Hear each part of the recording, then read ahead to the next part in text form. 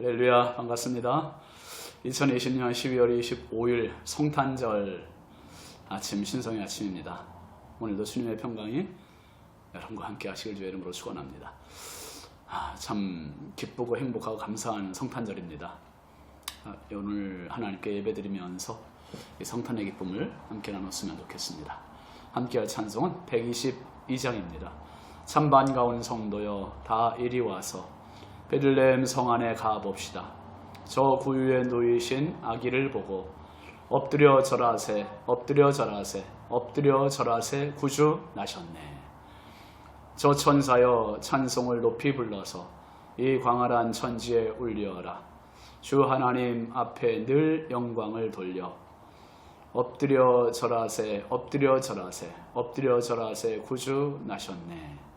3절 이 세상에 주께서 탄생할 때에 참 신과 참 사람이 되시려고 저 동정녀 몸에서 나시었으니 엎드려 절하세, 엎드려 절하세, 엎드려 절하세 구주 나셨네. 4절 여호와의 말씀이 육신을 입어 날 구원할 구주가 되셨도다. 늘 감사한 찬송을 주 앞에 드려 엎드려 절하세, 엎드려 절하세, 엎드려 절하세 구주 나셨네. 아멘. 하나님 말씀은 사무엘하 15장 7절에서 12절까지입니다. 4년 만에 압살롬이 왕께 아뢰되 내가 여호와께 서원한 것이 있사오니 청하건대 내가 헤브론에 가서 그 서원을 이루게 하소서. 당신의 종이 아람 그슬에 있을 때에 서원하기를 만일 여호와께서 반드시 나를 예루살렘으로 돌아가게 하시면 내가 여호와를 섬기리이다 하였나이다. 왕이 그에게 이르되 평안히 가라 하니 그가 일어나 헤브론으로 가니라. 이에 압살롬이 정탐을 이스라엘 모든 지파 가운데에 두루 보내 이르기를 너희는 나팔 소리를 듣거든 곧 말하기를 압살롬이 헤브론에서 왕이 되었다 하라 하니라. 그때 청함을 받은 200명이 압살롬과 함께 예루살렘에서부터 헤브론으로 내려갔으니 그들은 압살롬이 꾸민 그 모든 일을 알지 못하고 그저 따라가기만 한 사람들이라. 제사 드릴 때에 압살롬이 사람을 보내 다윗의 모사 길로 사람 아히도벨을 그의 성읍 길로에서 청하여 온지라. 반역하는 일이 커가매 압살롬에게로 돌아오는 백성이 많아지니라. 아멘. 오늘 말씀 제목은 반란 음모입니다. 반란 음모. 여러분 마태복음 2장에는 예수님의 탄생 기록이 나와 있습니다. 예수님의 탄생은 지극히 소박한 곳으로 오셨지요. 어느 누가 말구유로 아기를 출산을 하겠습니까? 근데 예수님께서 말구유에서 태어나셨고 하나님의 독생 성자 예수님께서 인류의 구세주로 오셨습니다. 동방에서 박사들이 예루살렘에 이르러서 마태복음 2장 2절 3절 말씀 보면 유대인의 왕으로 나신 이가 어디 계시냐 우리가 동방에서 그의 별을 보고 그에게 경배하러 왔노라 하니 헤롯 왕과 온 예루살렘이 듣고 소동한지라 했습니다. 한 나라에는 한 사람의 왕이 있을 뿐입니다. 그래야 하지요. 그런데 동방 박사들이 와서 한 말은 뭐였었죠? 유대인의 왕으로 나신 이가 어디 계시냐. 헤롯 자기가 지금 왕인데 유대인의 왕이 태어났다는 거예요. 이게 헤롯이 두려웠고 위기의식, 불안, 공포 이런 것들이 느껴진 겁니다. 그래서 소동했다 그랬습니다.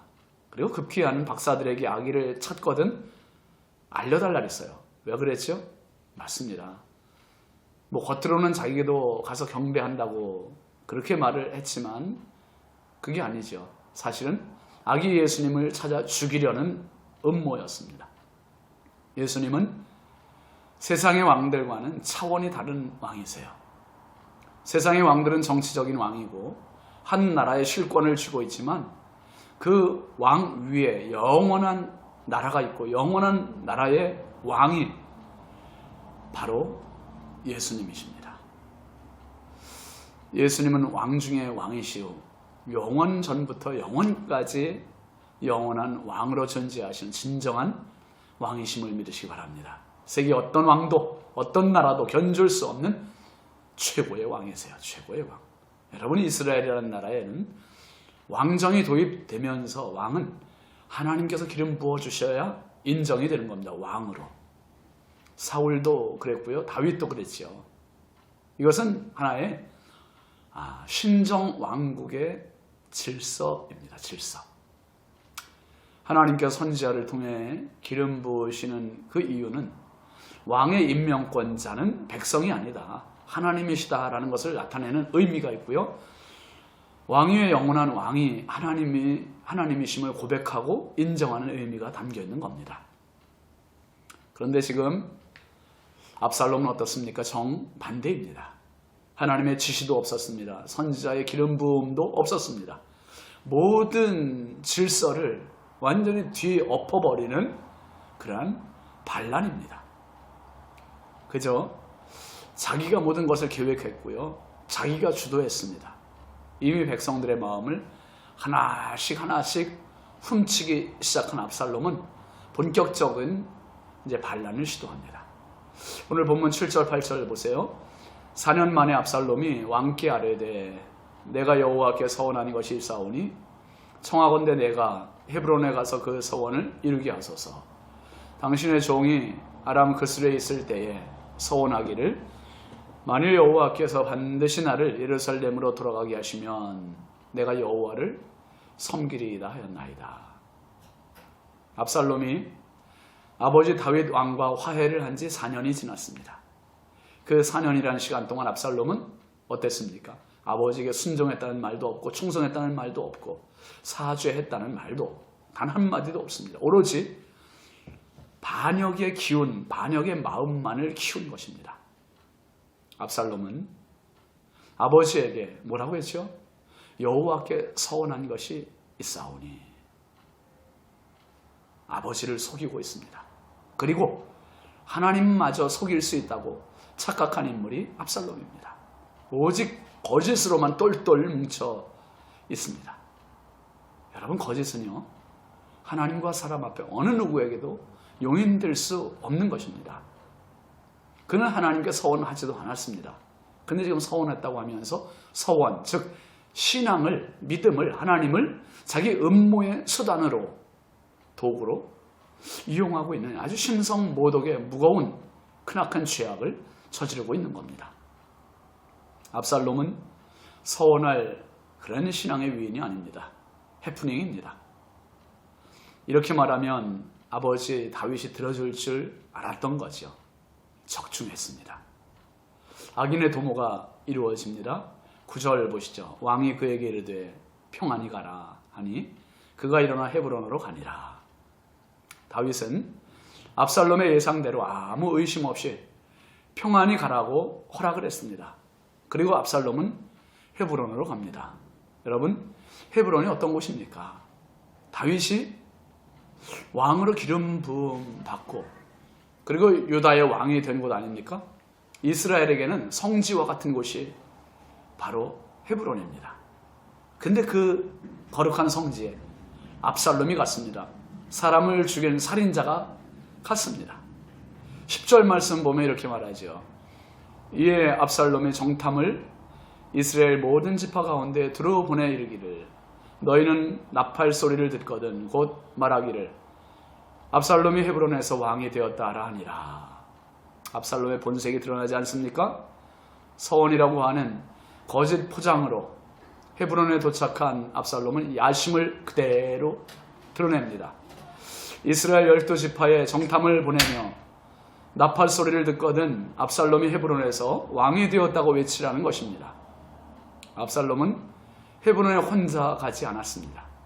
11절 말씀 보면 그때 청함을 받은 200명이 압살롬과 함께 예루살렘에서부터 헤브론으로 내려갔으니 그들은 압살롬이 꾸민 그 모든 일을 알지 못하고 그저 따라가기만 한 사람들이라. 200명의 사람들, 참 많은 사람 아닙니까?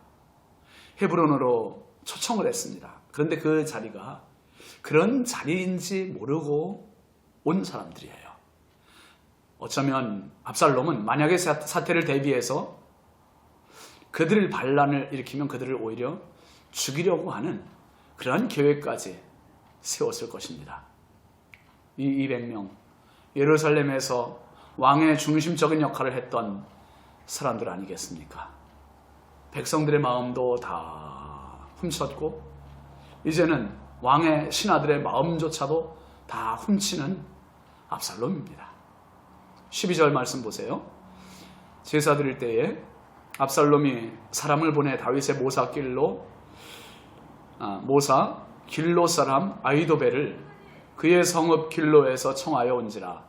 반역하는 일이 커가매 압살롬에게로 돌아온 백성이 많아지니라. 압살롬은 아버지 다윗 왕의 사람들을 모두 훔쳤습니다. 모두 도둑질한 거예요. 마음을 도둑질했습니다. 반역하는 일이 커가면서 압살롬에게 돌아오는 백성들이 점점 많아졌다고 했습니다.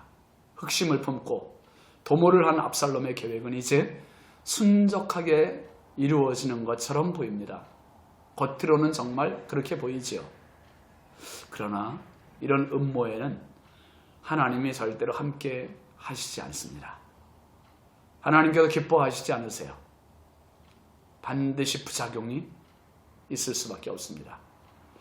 내 욕심을 키우는 야망, 또 하나님께서 키워주시는 비전, 이것은 분명히 다릅니다.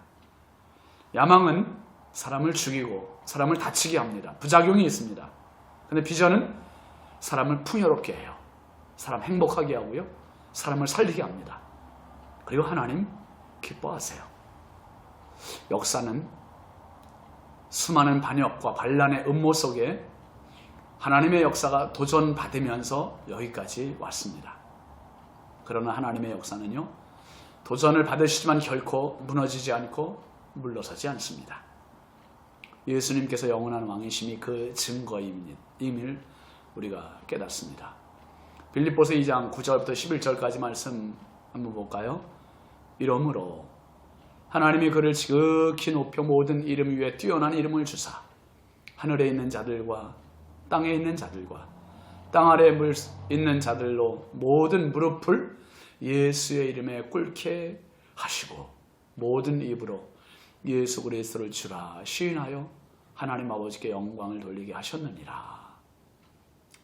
세상 어떤 반란에도 꿈쩍하지 않으시는 영원한 왕 예수 그리스도의 성탄이 바로 저와 여러분의 가장 든든한 힘이요 버팀목이 될 수 있기를 바랍니다. 하나님을 향해서 예수 그리스도를 향해서 반란을 일으키는 불신자들 되지 마시고 주와 동행하는 가장 행복한 하나님의 동역자 되시기를 주의 이름으로 축원합니다. 기도합시다. 우리의 영원한 왕이신 예수님의 성탄을 진심으로 축하드립니다. 하나님 아버지, 이 기쁜 날, 이 행복한 날, 이 감사한 날, 우리 성도들 마음속에 예수님의 그 평강이, 기쁨이 가득하게 하여 주옵소서. 세상의 왕들은 힘이 없어서 또 다른 반란에 무너지기도 하지만 예수님은 영원부터 영원까지 우리의 영원한 왕이심을 고백합니다. 한평생 살면서 예수님 손 붙잡고 예수님과 동행하는 예수님의 동역자들 다 되게 하여 주옵소서. 우리의 영원한 왕이신 예수님의 이름으로 축복하며 기도합니다. 아멘. 오늘 하나님께 예배드리면서 참 행복한 하루 되시기 바랍니다. 메리 크리스마스.